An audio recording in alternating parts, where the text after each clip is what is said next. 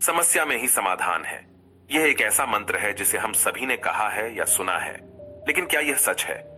बहुत से लोग समस्याओं के सामने खड़े होकर बस इंतजार करते रहते हैं, आशा करते हैं कि समस्याएं अपने आप हल हो जाएंगी। ये एक सामान्य सोच है कि समस्या से बचने का सबसे अच्छा तरीका है कि हम इंतजार करें और उम्मीद करें कि समस्या खुद ही ठीक हो जाएगी। लेकिन क्या यह सच है? क्या वाकई मुश्किलों का सामना करना और उनसे निपटना इतना आसान है? इस वीडियो में हम बात करेंगे कि समस्याओं के सामने खड़े होकर इंतजार करना सबसे अच्छा विकल्प नहीं है। हम आपको सिखाएंगे कि समस्याओं का सामना करना उन्हें हल करने का सही और प्रभावी तरीका है।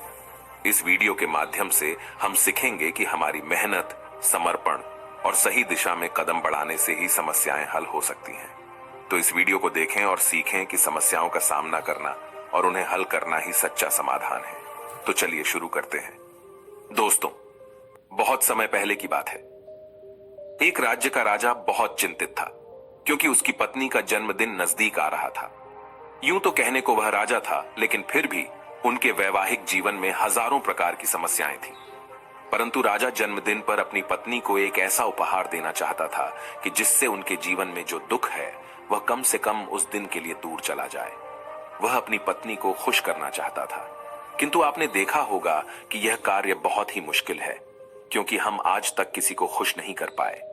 हम चाहे लाख कोशिशें ही क्यों न कर लें, लेकिन हम कभी किसी को खुश नहीं कर पाते, क्योंकि यह खुशी हमारे पास नहीं है और न ही सामने वाले के पास है, जो हमारे पास है ही नहीं। वो हम किसी और को कैसे दे सकते हैं? अर्थात अगर आपको किसी दूसरे को खुशी देनी है तो सबसे पहले आपको खुश होना होगा, आपको खुश महसूस करना होगा, अर्थात वह खुशी आपके पास होनी चाहिए, तभी तो आप किसी और को खुश रख सकते हैं। एक दिन राजा ने सभी दरबारियों को दरबार में उपस्थित होने का आदेश दिया और साथ ही सभी मंत्रीगण भी वहां पर उपस्थित थे। तभी राजा ने सभी से सुझाव मांगा कि आखिर वह किस प्रकार अपनी पत्नी को जन्मदिन पर खुश कर सकता है। आखिर वह उन्हें कैसा उपहार दे जिस कारण राजा की पत्नी खुश हो सके। वहां पर उपस्थित सभी लोग अपने मन की बातें राजा से बताते हैं, परंतु राजा को वहां पर उपस्थित किसी भी व्यक्ति का कोई सुझाव पसंद ही नहीं आया। एक दिन संध्या के वक्त राजा अपने रथ से कहीं जा रहा था। तभी रास्ते में उसने एक बहुत ही सुंदर मूर्ति देखी। वह मूर्ति बहुत ही सुंदर और आकर्षक थी। उसे देखकर ऐसा प्रतीत होता था मानो उस मूर्ति में जान हो। उस मूर्ति को देखकर राजा बहुत प्रसन्न हुआ और वह तुरंत ही मूर्तिकार के पास पहुंचा। और राजा उस मूर्तिकार से कहता है, तुम तो बहुत बड़े कलाकार हो, तुम्हारी मूर्तियों में चांद नजर आती है। ऐसा प्रतीत होता है कि तुम्हारी मूर्तियां जीवित हैं। हम तुम्हारी इन मूर्तियों को देखकर बहुत प्रसन्न हैं। हम चाहते हैं कि तुम्हारी सारी मूर्तियां हमारे दरबार में शामिल हों। यह सुनकर वह मूर्तिकार बहुत प्रसन्न हुआ, जैसे उसे कोई खजाना मिल गया हो। लेकिन तभी राजा ने उस मूर्तिकार से एक और बात कही, देखो, मैं चाहता हूं कि तुम मेरे दरबार में शामिल हो जाओ, किंतु उससे पहले तुम्हें हमारे लिए हमारी रानी की ऐसी मूर्ति बनानी होगी जिसे देखकर वह खुश हो जाए और अपने सारे दुख दर्द भूल जाए। और यदि तुम ऐसा न कर सके तो मैं तुम्हारा सर धड़ से अलग कर दूंगा। राजा के मुख से यह सुनकर मूर्तिकार घबरा गया। उसके पसीने छूट गए। वह राजा को मना भी कैसे करे, इसीलिए उसने न चाहते हुए भी राजा को स्वीकृति दे दी। राजा उस मूर्तिकार की बात सुनकर बहुत प्रसन्न हुआ और वो वापस महल लौट गया। लेकिन उधर दूसरी तरफ जो मूर्तिकार अब तक बहुत प्रसन्न था, जो अपने मन से मूर्तियां बनाया करता था, जो हमेशा खुश रहता था, अब वह दुखी हो गया था। वह गहरे दुख में चला गया था। वह डर के कारण रानी की मूर्तियां बनाना शुरू करता है, परंतु जो भी मूर्ति बनाता था उस मूर्ति को देखकर ऐसा प्रतीत होता था मानो वह मूर्ति बहुत दुखी है, उसे किसी प्रकार का कोई दुख है। एक के बाद एक उसने कई सारी मूर्तियां बना डाली, परंतु कोई भी मूर्ति ऐसी नहीं थी जिसे देखकर कोई भी खुश हो सके, जिसे देखकर यह प्रतीत हो कि मानो उस मूर्ति में जान है और वह मूर्ति देखकर कोई भी अपना दुख भूल जाए। और यह इस कारण हो रहा था क्योंकि मूर्तिकार भीतर से बहुत दुखी था, जो उसकी मूर्तियों के रूप में साफ और स्पष्ट नजर आ रहा था। राजा ने उस मूर्तिकार को 1 सप्ताह का समय दिया था, किंतु 4 दिन तो उसने यूं ही व्यर्थ कर दिए। अब उसके पास केवल 3 दिन का ही समय बचा था, जिसके बारे में सोच सोचकर उस मूर्तिकार का गला सूखा जा रहा था। डर के कारण अब उसके हाथ पैर भी काम करना बंद कर चुके थे। उसके हाथ से हथौड़ी और छीनी तक नहीं चल रही थी और उसे अपना भविष्य नजर आ रहा था। उसे नजर आ रहा था कि राजा उसे मृत्यु दंड दे रहा है। उसके बाद उसके परिवार का क्या होगा, उसके परिवार को कौन संभालेगा, ये सोच सोचकर उस मूर्तिकार का मन बैठा जा रहा था। तभी उसने एक योजना बनाई। वह अपने परिवार को साथ लेकर रात ही में गांव छोड़कर चला जाएगा। यह सोचकर वह तुरंत घर लौटा। उसने सारा सामान बांधा, अपनी पत्नी और अपने बच्चों को भी तैयार किया। वह जैसे ही घर से निकलने वाला था कि तभी उसने देखा कि राजा के सिपाही वहां पर तैनात है। यह देखकर वह मूर्तिकार और भी घबरा गया। वह समझ नहीं पा रहा था कि क्या करे। यदि वह यहां से भागने की कोशिश करता है और पकड़ा जाता है तो राजा उसके साथ साथ उसके परिवार को भी मृत्यु दंड दे देंगे। वह कुछ समझ नहीं पा रहा था। तभी वह जमीन पर बैठ गया और रोने लगा और अपनी पत्नी से कहता है, अब से तुम्हें बच्चों का ख्याल रखना होगा। मेरा और तुम्हारा साथ यहीं तक था, क्योंकि राजा ने जिस प्रकार की मूर्ति का मुझे आदेश दिया है मैं उस प्रकार की मूर्ति नहीं बना पा रहा। जिस कारण राजा मुझे मृत्यु दंड दे देंगे वह मेरा सर धड़ से अलग कर देंगे और उसके बाद तो तुम्हें ही बच्चों का ख्याल रखना होगा। इतना कहकर वो जोर जोर से फूट फूट कर रोने लगा। देखते ही देखते रात बीत गई और अगले दिन सुबह सुबह उस मूर्तिकार के दरवाजे पर एक गुरु भिक्षा मांगने आए। मूर्तिकार ने उन्हें भिक्षा लाकर दी तो मूर्तिकार बहुत परेशान लग रहा था, जिसे देखकर गुरुवर उस मूर्तिकार से कहते हैं, बेटा, हमारे जीवन में दुख और सुख तो आते ही रहते हैं। हमारे जीवन में दुख और समस्याएं तो होती ही हैं, किंतु इन सभी दुख और समस्याओं का समाधान और निवारण भी होता है, परंतु हम केवल दुख और समस्याएं ही देखते हैं। उन दुख और समस्याओं के छिपे निवारण और समाधान को हम कभी नहीं देख पाते। यदि तुम ध्यान से देखोगे तो हर समस्या का समाधान है और हर दुख का निवारण भी है। मैं यह अच्छी तरह जानता हूं कि तुम यहां से अपनी पत्नी और बच्चों को लेकर भाग जाना चाहते थे, किंतु ऐसा हो नहीं सका। उस मूर्तिकार ने जब गुरु के मुख से यह बातें सुनी तो वह उनके चरणों में जा गिरा और हाथ जोड़कर उन गुरुवर से कहता है, हे गुरुवर, आप ही बताइए मैं क्या करूं। राजा ने मुझे मूर्ति बनाने का आदेश दिया है, किंतु मैं चाहकर भी मूर्ति नहीं बना पा रहा, और यदि मैंने मूर्ति नहीं बनाई तो राजा मुझे मृत्यु दंड दे देंगे और उसके बाद मेरे परिवार का क्या होगा, उनका ख्याल कौन रखेगा। तभी गुरुवर उस मूर्तिकार से कहते हैं, बेटा, आंख बंद कर लेने से कुछ नहीं होने वाला, क्योंकि दुख और समस्याएं तो वहीं की वहीं खड़ी रहती हैं। ध्यान देने और कर्म करने से सब कुछ बदल जाता है। यदि तुम केवल आंखें बंद करके यह सोचोगे कि तुम्हारी समस्याएं चली जाएंगी तो ऐसा कभी नहीं होगा। इतना कहकर उन गुरुवर ने उस मूर्तिकार के कानों में कुछ कहा और उसके बाद वह वहां से चले गए। उन गुरु के वहां से चले जाने के बाद वह मूर्तिकार महल गया, जिसे देखकर राजा उस मूर्तिकार से कहता है, लगता है तुमने समय से पहले ही एक अद्भुत मूर्ति तैयार कर ली है। बताओ वो मूर्ति कहां है, मैं भी उसे देखना चाहता हूं। इस पर मूर्तिकार जवाब देते हुए कहता है, महाराज, अभी तक मैंने मूर्ति तैयार नहीं की है, परंतु आपके दिए हुए समय पर मैं अवश्य ही वह अद्भुत मूर्ति तैयार कर लूंगा। लेकिन उससे पहले मेरा एक बार महारानी से मिलना बहुत आवश्यक है, अन्यथा वह अद्भुत मूर्ति तैयार नहीं हो पाएगी। राजा ने उस मूर्तिकार की सारी बातें ध्यानपूर्वक सुनी और उसके बाद राजा ने मूर्तिकार को महारानी से मिलवाया। मूर्तिकार महारानी से मिलने के बाद महारानी से प्रश्न करते हुए कहता है, महारानी जी, किसी भी औरत के जीवन का सबसे बड़ा दुख क्या हो सकता है। इस पर महारानी जवाब देते हुए उस मूर्तिकार से कहती हैं, किसी औरत का मानव बन पाना उसका सबसे बड़ा दुख है। तभी वह मूर्तिकार महारानी से एक और प्रश्न करते हुए कहता है, महारानी जी, किसी औरत के जीवन का सबसे बड़ा सुख क्या है। महारानी उस मूर्तिकार के इस प्रश्न का जवाब देते हुए कहती हैं, किसी भी औरत के जीवन का सबसे बड़ा सुख उसके पति और उसके बच्चों का उसके पास होना है।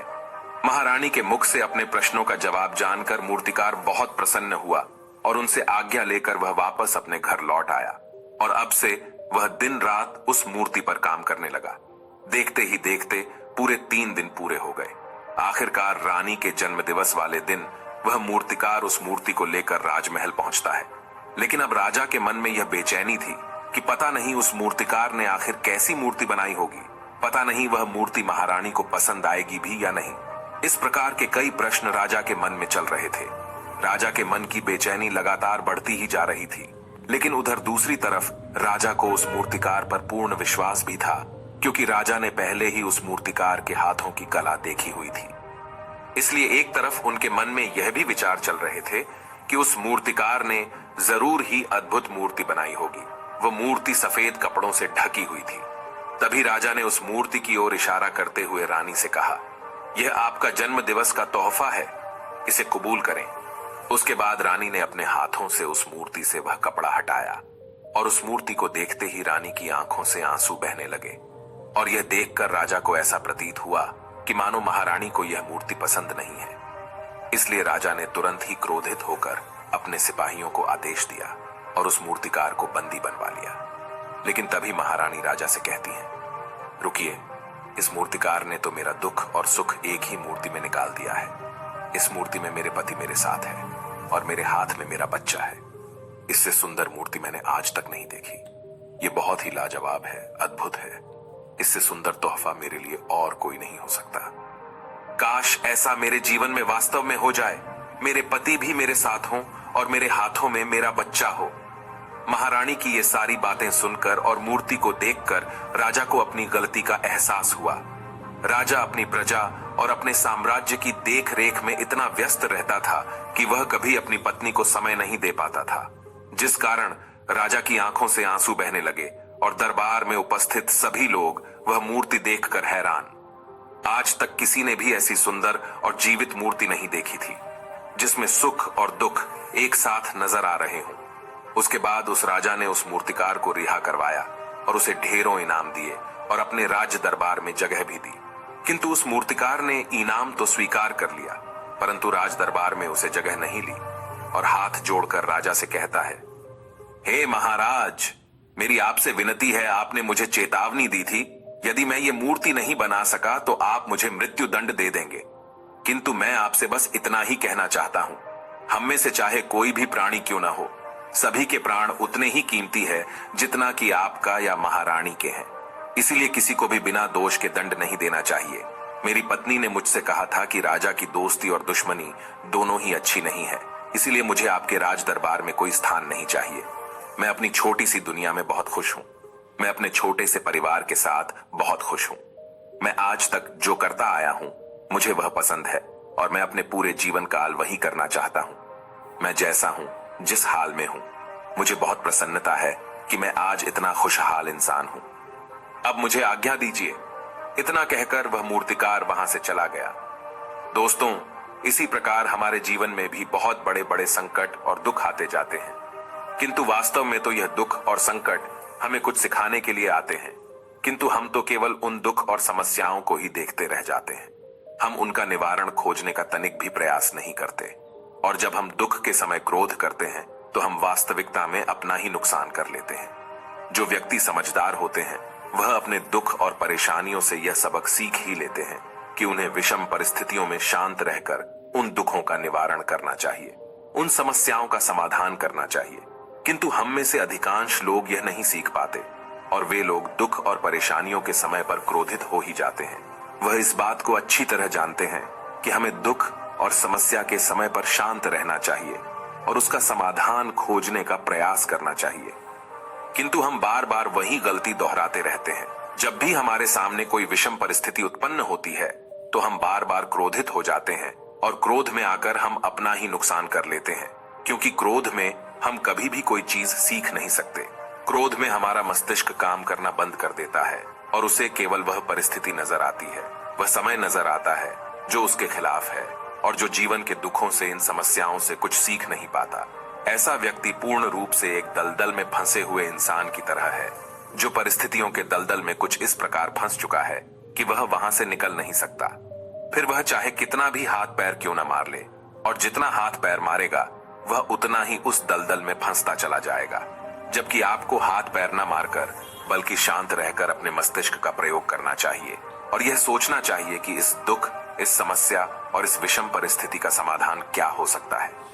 किंतु आप तो अपने आप को पहले से ही दलदल में डाल चुके हैं और ऐसी स्थिति में आप बाहर निकलने के बारे में न सोचकर लगातार और हाथ पैर मारकर आप अपने आप को उस दलदल में और भी नीचे डुबाते जा रहे। तो ऐसी परिस्थिति में आप भला उस समस्या, उस परिस्थिति का सामना कैसे करेंगे, वहां से बाहर कैसे निकलेंगे। और वहीं पर जो व्यक्ति थोड़े भी जागृत है जो दुख और समस्याओं का निवारण और समाधान खोजने में वास्तव में अपना समय लगाते हैं।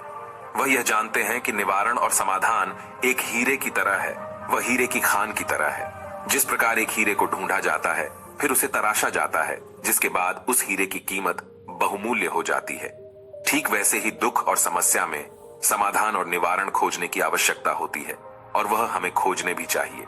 और जब आपको मिल जाते हैं, तब आपको एक ऐसी संपदा मिलती है, एक ऐसी समझ, एक ऐसा विश्वास, एक ऐसी शक्ति मिलती है कि उसके बाद आपके सामने जब भी कोई समस्या या कोई परेशानी आती है तो आप अकेले नहीं होते, बल्कि आप यह समझ जाते हैं कि वह विषम परिस्थिति आपको कुछ सिखाने आई है और आप उसका डटकर सामना करते हैं। उससे वह सारी चीजें सीखते हैं जो वह आपको सिखाना चाहती है, और उसके बाद आप और भी मजबूत होते चले जाते हैं।